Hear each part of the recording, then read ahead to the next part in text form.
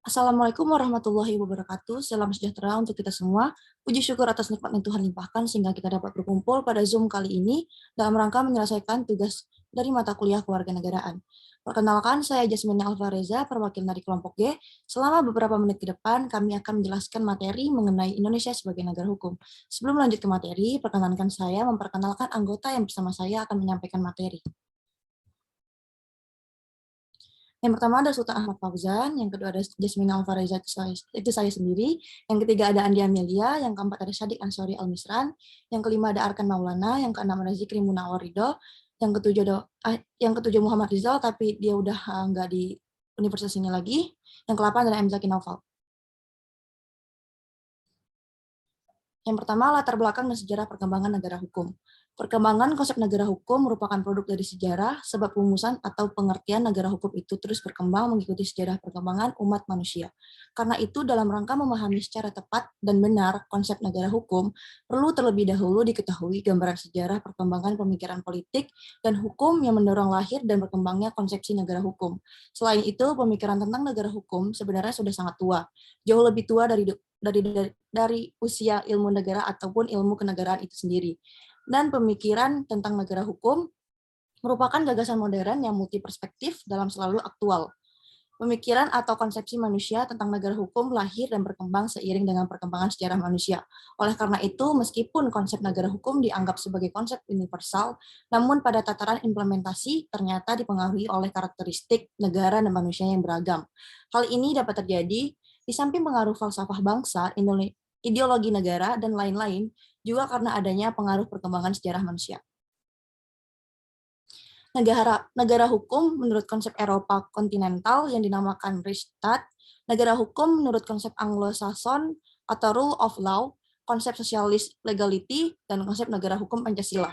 Konsep-konsep negara hukum ini memiliki dinamika sejarahnya masing-masing, ditinjau dari perspektif historis, perkembangan pemikiran filsafat hukum, dan kenegaraan gagasan mengenai negara hukum sudah berkembang sejak 1800 sebelum Masehi. Akar terjauh mengenai perkembangan awal pemikiran negara hukum adalah pada masa Yunani kuno. Gagasan kedaulatan rakyat tumbuh dan berkembang dari tradisi Romawi, sedangkan tradisi Yunani kuno menjadi sumber dari gagasan kedaulatan hukum. Kelahiran konsep negara hukum sesudah Masehi didasarkan pada sistem pemerintahan yang berkuasa pada waktu itu. Hal ini sebagaimana dikemukakan oleh beberapa ahli.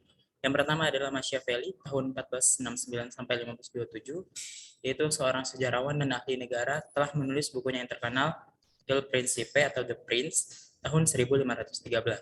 Beliau hidup pada masa intrik-intrik dan peperangan yang terus-menerus di Florence, di mana pada waktu tata kehidupan berbangsa dan bernegara lebih mengutamakan kepentingan negara.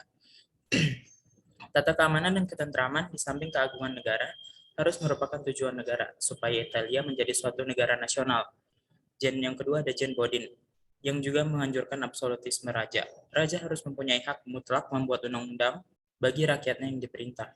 Akan tetapi berlawanan dengan Machiavelli, ia mengatakan bahwa raja itu terikat dengan hukum alam. Lebih lanjut, beliau memandang kekuasaan yang terpusat pada negara yang makin lama makin tegas tampak dalam bentuk kekuasaan raja. Karena itu disimpulkannya bahwa dasar pemerintahan absolut terletak dalam kedaulatannya, yaitu kekuasaan raja yang superior. Yang ketiga ada Thomas Hobbes yang berpendapat bahwa manusia sebelum hidup dalam lingkungan masyarakat bernegara hidup dalam alam. Dalam keadaan alami itu manusia mempunyai hak alam yang utama, yaitu hak utama mempertahankan diri sendiri. Penggunaan istilah negara hukum sebenarnya baru mulai tampil ke muka dalam abad ke-19 sebagaimana yang dikembangkan oleh Avedisi dengan konsep negara hukum rule of law di negara Anglo-Saxon, dan Frederick Julius Stahl dengan konsep negara hukum Rechtsstaat di negara Eropa kontinental.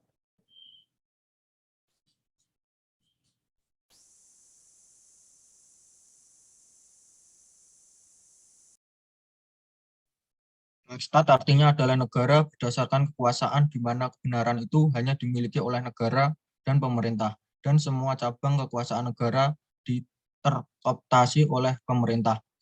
Kehadiran cabang kekuasaan lainnya seperti legislatif dan judikatif hanya sebagai stempel pembenaran tindakan yang dilakukan oleh pemerintah. Negara kekuasaan atau maksud di dalamnya terdapat paham totaliter, fasis, absolutif, dan represif. Politik di negara kekuasaan juga menjadi panglima di mana hukum menjadi alat mempertahankan kekuasaan yang tidak sejalan dengan pemerintah. Negara kekuasaan juga tidak terdapat yang namanya demokrasi. Semua diatur oleh pemerintah dan penguasa.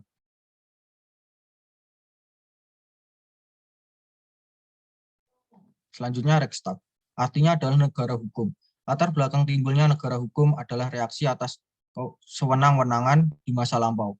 Cita negara hukum untuk pertama kalinya dikemukakan oleh Plato dan kemudian pemikiran tersebut dipertegas oleh Aristoteles.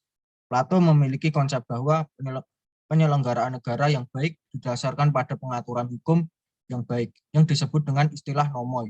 Pengertian negara hukum menurut Aristoteles dikaitkan dengan arti dan perumusan yang masih melekat kepada polis. Dalam polis, segala urusan negara dilakukan dengan musyawarah atau eklesia, di mana seluruh warga negaranya ikut serta ambil bagian dalam urusan penyelenggaraan negara. Menurut Bader, Johan Nasution yang dikutip dari Pamungkas Satya Putra bahwa istilah Rechtsstaat pertama kali digunakan oleh Rudolf von Kneis dalam bukunya yang berjudul Das Englische Verwaltungsrecht tahun 1857. Dalam buku itu digunakan istilah Rechtsstaat untuk menunjukkan sistem hukum yang berlaku di Inggris.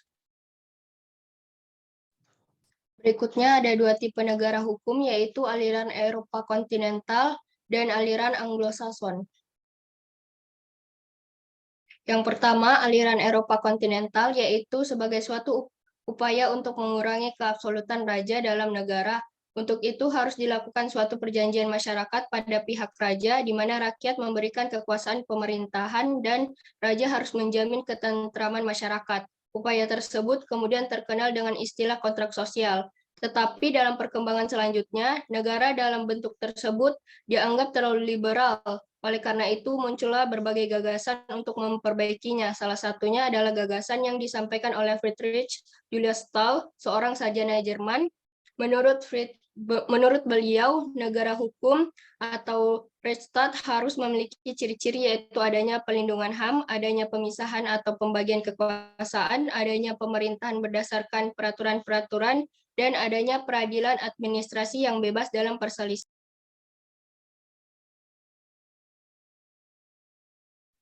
Yang kedua yaitu aliran Anglo-Saxon. Bentuk negara hukum yang dikemukakan Albert van Dissey tersebut memuat 3 unsur pokok, yaitu meletakkan supremasi hukum dalam setiap kegiatan penyelenggaraan negara. Kemudian, agar supremasi hukum tersebut dilakukan, maka adanya kedudukan yang sama di depan hukum. Sedangkan pada unsur yang terakhir, Albert van Dissey menganggap bahwa jaminan terhadap hak-hak manusia bukan saja ditegaskan oleh konstitusi, tetapi juga dapat dilakukan melalui keputusan pengadilan.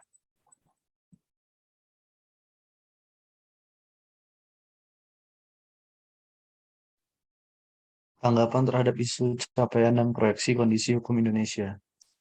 Ketika ingin melakukan suatu pencapaian yang lebih baik di bidang hukum, kita perlu memberikan dukungan terhadap upaya lembaga-lembaga baru agar lebih produktif.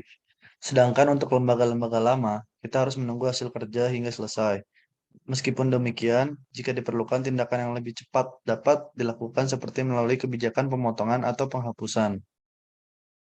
Masalah yang sering muncul dan dapat kembali ke situasi lama adalah reformasi politik Orde Baru yang kekuasaan politiknya berfokus terhadap seorang pemimpin yang semula ditujukan untuk demokrasi, tetapi berubah, memang tidak kembali ke otoriter, tetapi beralih ke oligarki, di mana banyak keputusan penting yang dibuat secara bersekongkol oleh elit politik untuk kepentingan yang sempit sehingga perlu diawasi. Masyarakat juga telah melakukan reformasi agar hakim tidak bisa dipengaruhi oleh siapapun, sehingga bebas dan mandiri di hadapan tugas-tugasnya. Tetapi pada beberapa kasus, dalam praktik ada hakim-hakim yang justru memanfaatkan kebebasan yang diberikan secara negatif yang seharusnya menjadi panutan masyarakat, tetapi menyalahgunakan jabatannya. Tanggung jawab seorang hakim seharusnya melakukan fungsi peradilan secara independen dan bertanggung jawab. Tentunya hal ini tidak bisa disimpulkan dengan cepat, karena dalam faktanya ada juga hakim-hakim yang bertanggung jawab terhadap tugasnya. Sekian presentasi dari kelompok G. Apabila ada salah kata, mohon dimaafkan. Assalamualaikum warahmatullahi wabarakatuh.